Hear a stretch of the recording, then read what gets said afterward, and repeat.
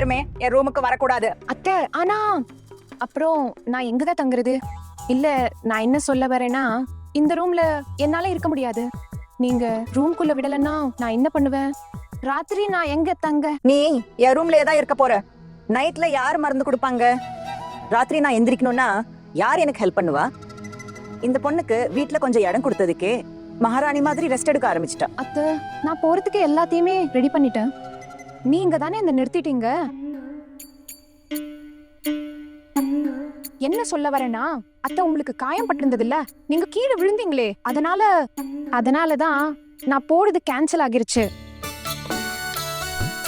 அத்தை அதுக்கு நான் என்ன செய்யறது? சரி நாளைக்கு போயிடலாமா? நான் உன்கிட்ட காலையில என்ன சொன்னேன்? சரியா கேட்கலையா? நான் சொன்னேன்ல, உனக்காக என் வீட்டோட பழக்க வழக்கங்களை கெடுக்க முடியாதுன்னு சொன்னேனா இல்லையா? என் வீட்டுல மருமகளுங்க எப்போ வேணாலும் வெளியே போய் எப்போ வேணாலும் உள்ள வர்ற மாதிரி இருக்காது. ஏய் அர்ஜுன், சொல்லுங்க அம்மா. நீ போய் தூங்கு, நான் சாப்பாடு அனுப்பி வைக்கிறேன். பெரியவளே. சரி அத்தை, சாப்பாடு ரெடியா இருக்கு, இப்பவே அனுப்பி வைக்கிறேன். அர்ஜுன் அண்ணா, நீங்க சாப்பாடு சாப்பிட்டு நேரா தூங்குங்க. தூங்காம வேற என்ன பண்ண போறான்? ஆமா, அவனுக்கு உடம்பு வேற சரியில்லை. சரி அப்படின்னா இப்போ நான் சாப்பாடு அனுப்புறேன். ஆஹானா அர்ஜுன் கொழுந்தனாருக்காக நீயே சாப்பாடு எடுத்துட்டு வருவியா? ஆமா, அப்போ வா. ஏன் அவதான் கொண்டு வரணுமா? ஆமா, உங்க எல்லாருக்கும் என்னாச்சு? அந்த பொண்ணு என் கூட ரூமுக்கு வரா. சரி இப்போவே அஹானா உங்க ரூமுக்கு போயிடட்டும். ஆமா, எனக்கு ஏதாவது பிரச்சனையா? இங்க யாருக்காவது பிரச்சனை இருந்தாலும் அதை கேட்க யாராவது இருக்காங்களா? சொல்லி எல்லாம் வேஸ்ட். சொல்லி ஒரு பிரயோஜனம் கூட இல்லையே. நீ என்ன சொல்ற டுகுன்? நத்திங். நத்திங் தான். அதாவது ஒன்றும் இல்ல பெரியம்மா. சரி கிளம்பு, கொஞ்சம் சப்போர்ட் பண்ணு. ரூம் வரைக்கும் கொண்டு போய் விடுவா. அடே புடி. சரிங்க அத்தை. சரிங்க அத்தை. புடி. சரி.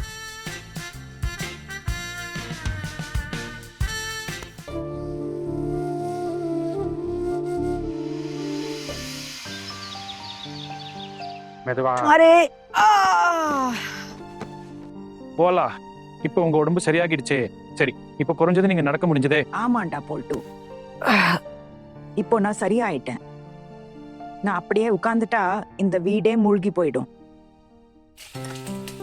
இப்போ எவ்வளவுதான் வலி இருந்தாலும் கடமையை செஞ்சுதானே ஆகணும். சரி பெரியத்த, நான் சொல்ல வந்தது என்னன்னா, நீங்க தான் சொன்னீங்கல்ல அர்ஜுனோட மனைவிய பிறந்த வீட்டுக்கு அனுப்பிடுவேன்னு.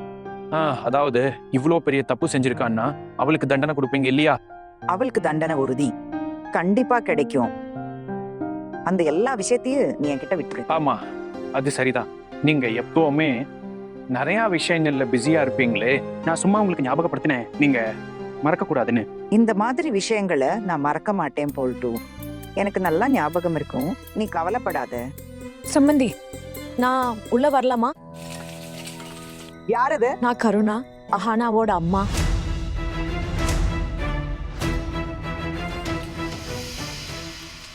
வாங்க உள்ள.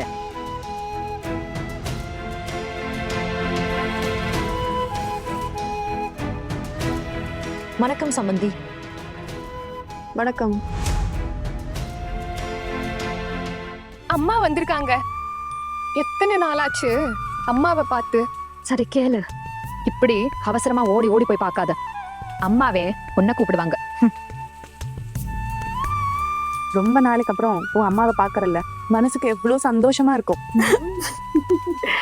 ஆனா இப்போ எனக்கு தோணுது, ஒருவேளை இல்லையோன்னு அஷ்டமங்கலா பூஜைக்கு போக சொல்லுவாங்கன்னு தோணுது. அக்கா, அதுல எல்லாம் எனக்கு எந்த நம்பிக்கையும் இல்ல. அஷ்டமங்கல பூஜையெல்லாம் இப்போ சாத்தியமே இல்ல. எனக்கு தோணுது, யாருக்கு தெரிய, ஒருவேளை இன்னைக்கு என்ன அனுப்பிடலான்னு. அடடா, இல்ல இல்ல அஹானா, அப்படி இருந்திருந்தா முன்னாடியே அனுப்பி இருப்பாங்களே. நீங்க என்ன இங்க திடீர்னு? ஒருவேளை நீங்க மறந்துட்டீங்க போல. சின்ன மாமாவும் பெரியத்தையும் சொல்லியிருந்தாங்க, இந்த வீட்டு மருமக அவங்க பிறந்த வீட்டோட தொடர்பு வச்சுக்க முடியாதுன்னு. சரி, இப்போ நீங்க வந்துட்டீங்க, இன்னைக்கு எப்படியும் அஹானா. போல்ட்டு, என்ன பேச விடு. சம்பந்தி, உங்களுக்கு நினைவுல இருக்குல்ல, நான் எப்படியும் ஒரு முறை இங்க வரணும். சீர் எடுத்துட்டு சீக்கிரம் இங்க வருவேன்னு உங்களுக்கு வாக்கு கொடுத்திருந்தேன் இல்லையா? ஆமா, வயசாச்சுல, இவ்ளோ பொருட்களை தனியா கொண்டு வர முடியல. அதனாலதான் எங்க தெருவுல இருக்க பையனை கூட்டிட்டு வந்த. தீப், சாமான்கள் இங்க வை.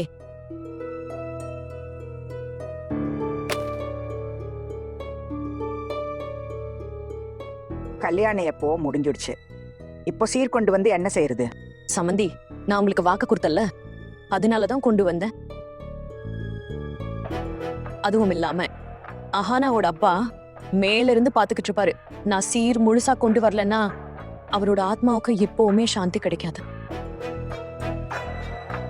தயவு செஞ்சு இதை ஏத்துக்கோங்க. அண்ணி இவங்க ஏன் வந்திருக்காங்க? சீர் கொண்டு வந்திருக்காங்க. ரிசப்ஷனுக்கு தான் வெறும் கையோட வந்திருந்தாங்க.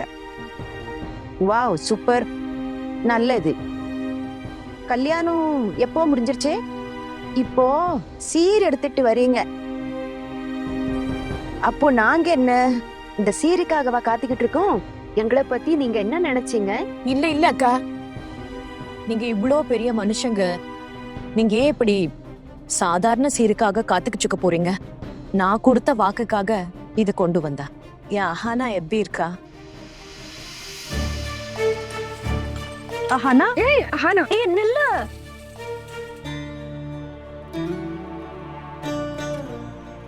அம்மா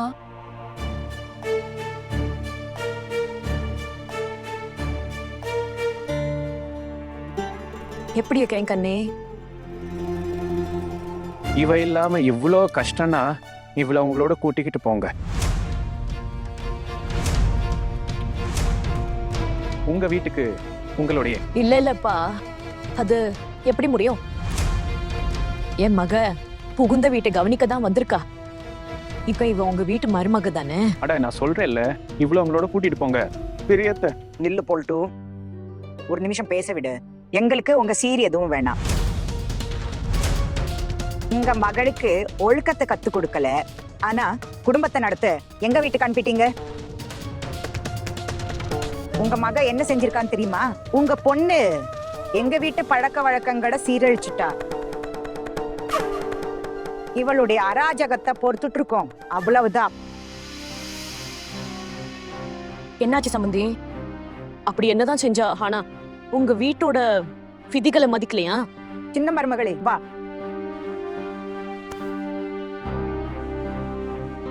நீங்க 3 பேரும் வரிசையா நிக்கிறீங்க.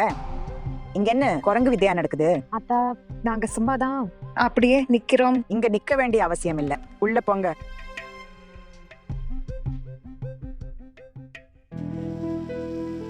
அம்மா எப்படி இருக்கேன் கண்ணே?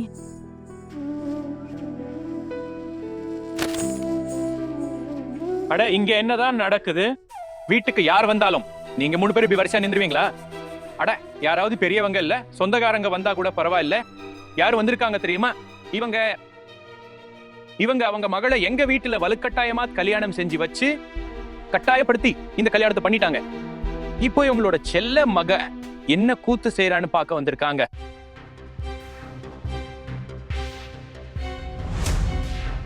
இவங்க அவங்களோட பொண்ணு பண்ண தப்பையெல்லாம் எப்பவுமே மறைச்சே வச்சிருந்திருக்காங்க. சம்பந்தி, என்ன நடந்துச்சுன்னு சொல்லுங்க. எனக்கு எதுவும் புரியவே இல்ல. ஆனா ஏதாவது பெரிய தப்பு செஞ்சுக்காளா? உங்க மக எப்பதான் சின்ன தப்பு செஞ்சிருக்கா உங்களுக்கு தெரியுமா? என் பேத்திக்கு டான்ஸ் சொல்லி தரேன்னு காலில் சலங்க கட்டிக்கிட்டு ஆடிட்டு இருந்தா. நான் என் கண்ணாலே பார்த்தேன். அது மட்டும் இல்ல, ஏரியா ஃபங்க்ஷனுக்கு வராதன்னு சொல்லியும் அவ வந்துட்டா. முகம் முழுக்க மூடிக்கிட்டு அந்த போட்டிக்கு வந்தா. இவ்வளவு முகத்தை மூடிக்கிட்டு சொல்லுங்க, யாராவது இப்படி செய்வாங்களா? அப்புறம் மேடையில ஏறி பேசினது வேற விஷயம். அடடா, அதுவும் முழு தெரு முன்னாடியே. இப்ப ஏரியா மக்கள் முன்னால எங்களுக்கு என்ன மரியாதை இருக்கு? அக்கம் பக்கத்துல எப்படி மூஞ்சிய காட்டுவோம்? நீங்களே சொல்லுங்க. உங்க வீட்டு மருமகளா இருந்தா அவளுக்கு என்ன தண்டனை கொடுப்பீங்க? அட பெரியத்த என்ன தண்டனை கொடுப்பாங்க?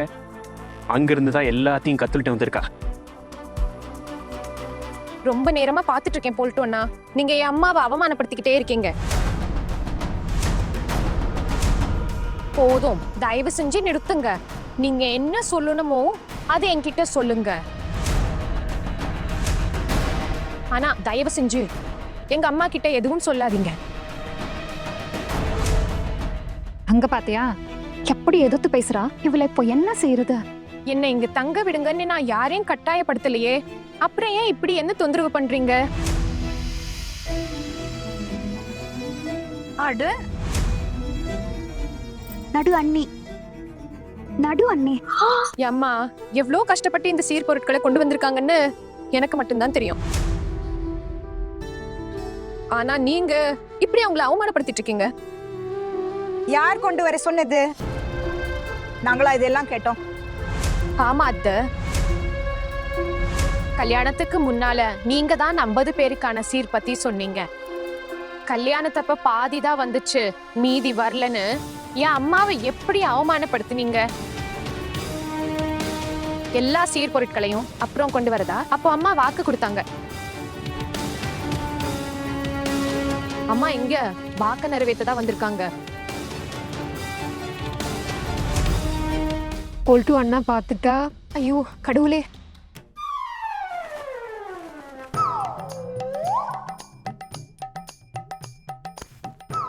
பாத்தீங்களா உங்க பொண்ணு எப்படி எதிர்த்து பேசுறான்னு பாத்தீங்களா? ஆனா நீ ஏன் பேச்ச வளர்க்கற? ஆனா இப்படி பெரியவங்க முன்னால பேசுறது சரியில்லை. எனக்கு தெரியுமா, பெரியவங்க முன்னாடி இப்படி பேசக்கூடாதுன்னு எனக்கு தெரியும். ஆனா யாராவது என் அம்மாவை அவமானப்படுத்தும் போது நான் அமைதியா நின்னா அதுவும் தப்புதானே? நான் ஒரு பொண்ணுங்கிறதால ஒரு மனுஷன் இல்லைன்னு அர்த்தம் இல்ல அம்மா. நீ என்ன சொல்ற? வேணான்னு சொன்னில்ல, ஒருவேளை அவர் பார்த்திருந்தா என்ன ஆகிருக்கும்? உன் இந்த மனிதாபிமானத்தை உன் பிறந்த வீட்டுல போய் காட்டு. இங்க இதெல்லாம் காட்ட தேவையில்லை. அம்மா, நான் கொஞ்ச நாளுக்கு முன்னாடியே இங்க இருந்து போயிருப்பேன். என் மாமியாருக்கு திடீர்னு உடம்பு சரியில்லாம போச்சு. அவங்க கீழே விழுந்துட்டாங்க. நான் இங்க தங்க வேண்டியதாயிடுச்சு. நான் தங்கணும்னு சொல்லலையே. தெரியும் அத்து, நீங்க என்ன தடுக்கல. ஆனா நான் இருக்கணும்னு எனக்கு தோணுச்சு, அதனாலதான் தங்கிட்டேன். இதெல்லாம் எனக்கு அம்மா தான் கத்து கொடுத்தாங்க. யாராவது இப்படிப்பட்ட நிலைமையில இருந்தா அவங்கள அப்படியே விட்டு போக கூடாதுன்னு. இப்ப உங்க உடம்பு சரியாகிடுச்சு, நான் கிளம்புற நேரமும் வந்துருச்சுன்னு நினைக்கிறேன். அம்மா ப்ளீஸ் என்னையும் கூட்டிட்டு போங்க. ஆனா நீ என்ன பேசுற? உன்னை என்னோடவே வீட்டிற்கு கூட்டிட்டு போறதா? இது உன் புகுந்த வீடுமா? இல்லம்மா இல்ல. புகுந்த வீட்டுல எல்லாரையும் அனுசரிச்சு போகணும், எல்லாருக்கும் மரியாதை கொடுக்கணும். இப்படி அடிக்கடி பிறந்த வீட்டுக்கு கூட்டிட்டு போன்னு சொல்றதால எதுவும் ஆக போறதில்ல. இங்க பாரு, நீ இந்த நேரத்துல ஒரே ஒரு தடவை தான் அம்மா வீட்டுக்கு வரலாம், அதுவும் அஷ்டமங்கல பூஜைக்காக மட்டும். நீ மாப்பிள்ளையோட வீட்டுக்கு வரணும். பூஜை முடிஞ்சதும் திரும்பவும் இங்க வந்துடணும். நான் இன்னைக்கே சம்மந்திக்கிட்ட கேட்டுக்கிறேன், அவ்வளவுதான். எங்க பையன் உங்க வீட்டுக்கு வரமாட்டான். நீங்க எப்படி அப்படி நினைக்கலாம்? எங்க அர்ஜுன் உங்க வீட்டுக்கு வருவானா? அவன் என் தம்பி. ஃபேமிலிக்கு எதிரா அவன் எப்போ எதுவும் செய்ய மாட்டான். ஆனா தம்பி, இது ஒரு சடங்கு இல்லையா? உங்க வீட்லயே எல்லா சடங்குகளும் பண்றீங்க தானே? கல்யாணத்துக்கு அப்புறம் இந்த ஒரு விஷயம் தான் பாக்கி இருக்கு. சம்மந்தி, நான் உங்ககிட்ட வேண்டி கேட்டுக்கிறேன், அஷ்டமங்கலா பூஜைக்காக இவங்க 2 பேரையும் அனுப்பி வைங்க. இவங்களோட நல்ல வாழ்க்கைக்கு அந்த பூஜை ரொம்ப அவசியம். ஆனா நீங்க அப்படியே இவ்வளவு அனுப்ப விரும்பலனா பரவாயில்ல. இவ இங்கே தான் இருப்பான்னு உங்ககிட்ட யார் சொன்னது? இவளை உங்க வீட்டுக்கு கூட்டிட்டு போங்க. இவ இங்க இருக்க வேண்டிய அவசியமே இல்லை.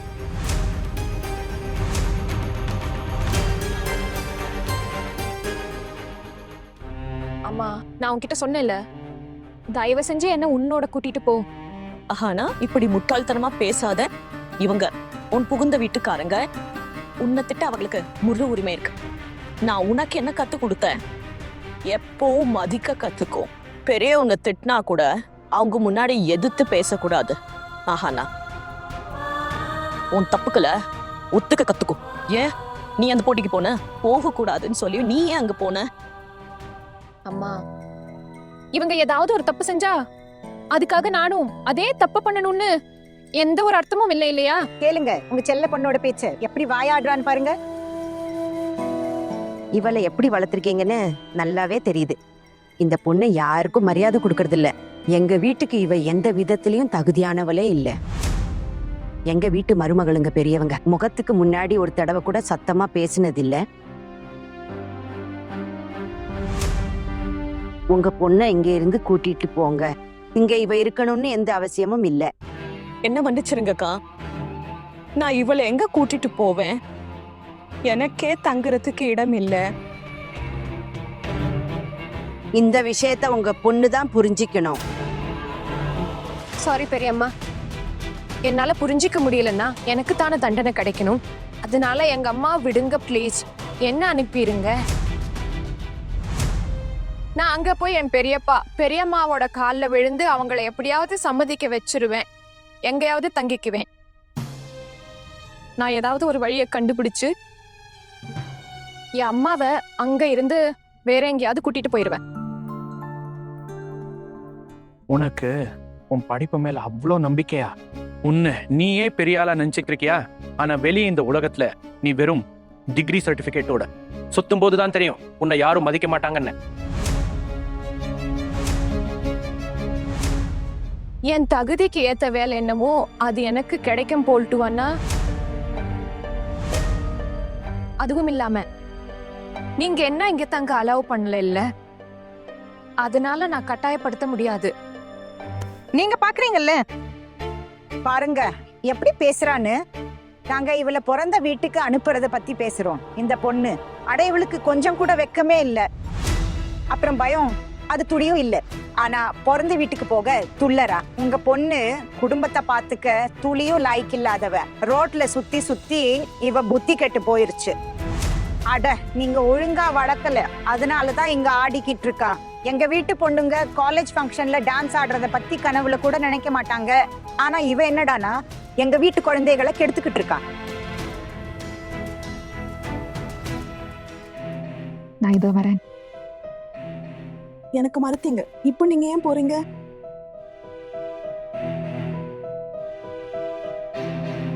சித்திம்மா வணக்கம்.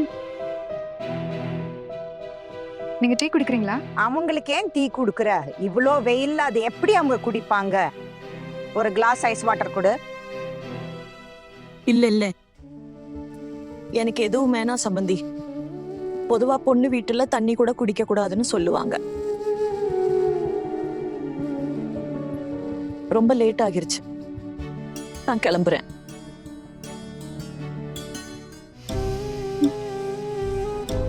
தீப், கொஞ்சம் இரு, நான் உன் கூடயே வரேன்.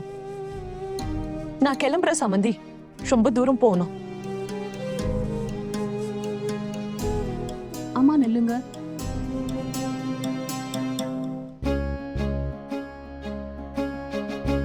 நீங்க இப்படி தனியா போக வேண்டிய அவசியம் இல்ல. எப்படியும் இவங்க என்ன கொஞ்ச நாள்ல அனுப்பிடத்தான் போறாங்க. நான் தனியா போறதை விட உன் கூடவே வந்துடுறேன்.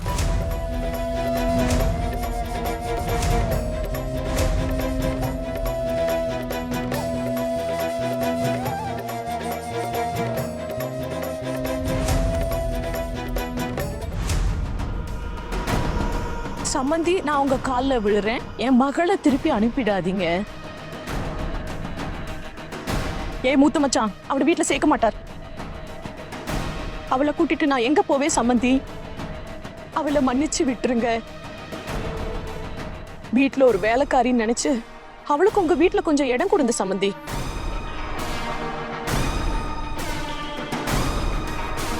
நாங்க நினைக்கிறதால என்ன ஆக போகுது? இந்த விஷயத்த உங்க மகதா புரிஞ்சிக்கணும். யார் வீட்லயாவது தங்க முடியுமா? அதிகமா பேசக்கூடாது.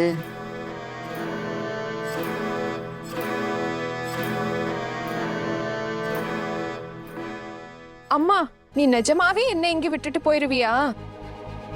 நான் உனக்கு அவ்வளோ பெரிய சுமையா? நான் சொன்னேன்ல அம்மா, நான் பெரியப்பா கிட்ட பேசிக்கிறேன்னு. வாய மூடு ஆனா, பேச்ச வளர்க்காத. உன் மாமியார் உன்னை இந்த வீட்டுல இருக்க அனுமதிச்சதே பெரிய விஷயம். அதுக்கு நீ தேங்க்ஸ் சொல்லணும். இந்த முறை மன்னிச்சிடுற. இனிமே இப்படி தப்பு நடந்தா திரும்பவும் அனுப்பி விடுவேன். பெரியத்த, எனக்கு தெரியும் நீங்க இனிமையான பேச்ச கேட்டு உருகிடுவீங்கன்னு. பார்க்கலாம் அடுத்த முறை இவ என்ன பெரிய தப்பு செய்யறான்னு. அட போல்ட், திருப்பி அனுப்புறதுக்கான கதவு ஒண்ணும் அடைச்சிடாது. ஒரு வாய்ப்பு தர்றேன், அதை சரியா பயன்படுத்திக்கோ. கிளம்புற சம்மந்தி. முடிஞ்சா இவங்க 2 பேரையும் அஷ்டமங்களா பூஜைக்கு அனுப்பி வைங்க. சும்மா சில மணி நேர பூஜை தான், நான் உடனே அனுப்பிடுவேன். எங்களுக்கு ரொம்ப ஆசைதான். இனி எல்லாம் உங்க கையில தான். உங்க மருமக நீங்க என்ன விரும்புறீங்களோ அப்படியே நடக்கும்.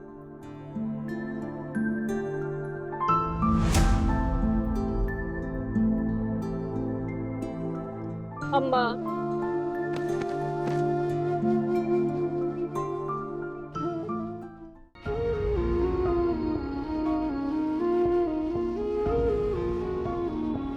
உடம்ப பாத்துக்கோ. நான் கிளம்புறேங்க.